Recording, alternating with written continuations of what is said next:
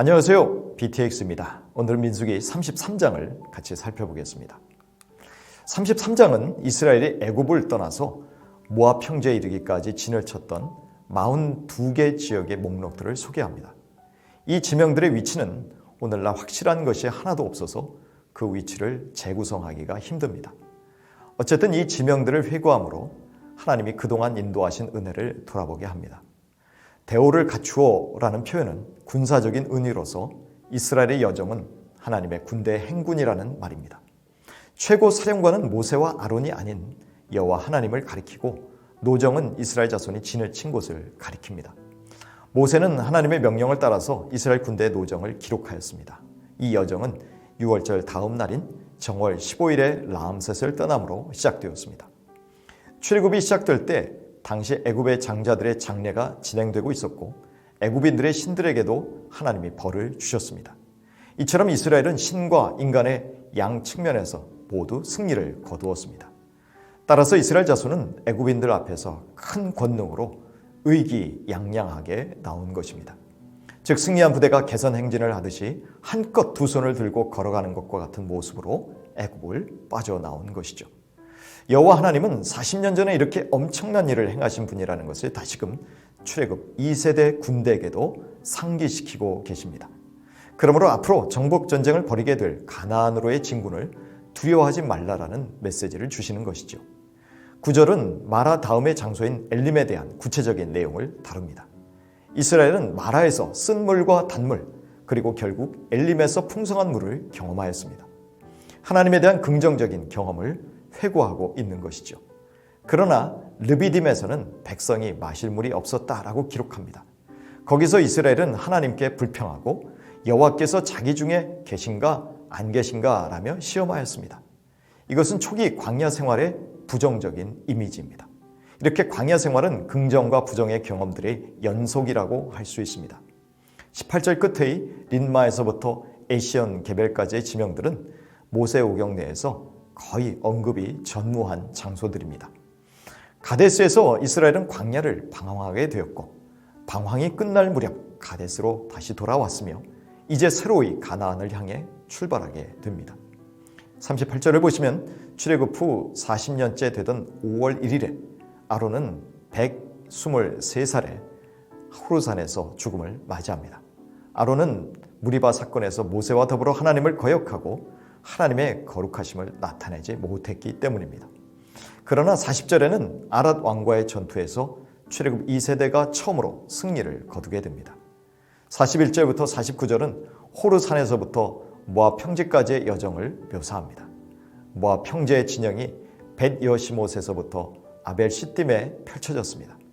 아바림산은 모세가 죽을 곳입니다. 이제 하나님은 50절부터 56절의 말씀을 통해서 미래에 대한 희망과 경고의 메시지를 전하십니다. 51절에서는 이미 이스라엘이 가나안 땅에 들어갈 것을 전제하시면서 임무를 맡기십니다. 그것은 가나안 정복 시 그 땅의 거주민뿐만 아니라 가나안 종교를 뿌리 뽑는 일이었습니다.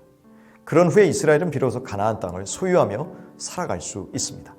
다시 말하면 순종하기 전까지는 가나안 정복은 완성되었다고 말할 수 없는 것입니다. 종족을 따른 기업의 분배도 이미 정복이 이루어진 것임을 전제합니다. 인원이 많은 가문에게는요, 기업이 많이 주어지고 인원이 적은 가문에는 기업이 적게 주어지지만 제비 뽑아 분배해야 합니다.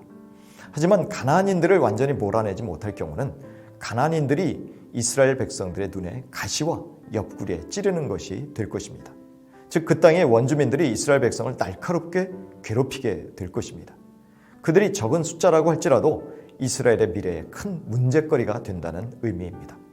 하나님은 추앙당할 가나안인들에게 행하실 형벌을 불순종하는 당신의 백성들에게 내리시겠다고 경고하십니다.